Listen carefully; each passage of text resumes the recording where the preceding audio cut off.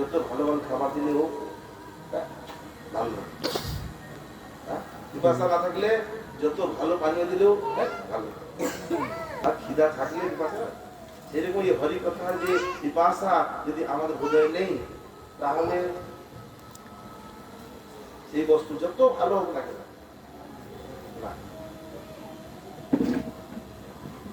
হরি কথা দোষ নয়, হরি কথার পিপাসা আমাদের নেই, এই জন্য হরি কথা সেই রসটা আমরা আস্বাদন করতে পারছি। ভগবান কাছে রাধা গোবিন্দের চরণে প্রার্থনা করবো, হে রাধা প্রভু আপনি কৃপা করে এই পিপাসা এই খিদা যেগুলো থাকে কার জন্য? কৃষ্ণ কথা শ্রবণ করার জন্য। কৃষ্ণ কথা মুখ্য বস্তু।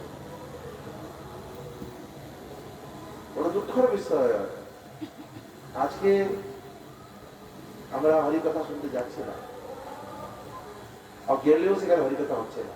হচ্ছে হরিকথা?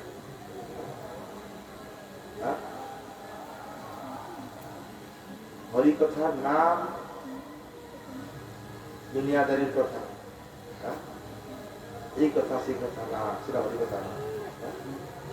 হরিকথা না, হরিকথা ভগবানের কথা, ভগবানের চিন্তা করা, সেটা হরিকথা। চিন্তা করো, এখানে আমরা সুখদেব গোস্বামী পরীক্ষিত মহারাজ শ্রবণ করালেন, উনি যে কথা শ্রবণ করালেন তার মধ্যে বাইরের কোন কথা আছে? সকল কথা কেবল একমাত্র ভগবানের ভক্তি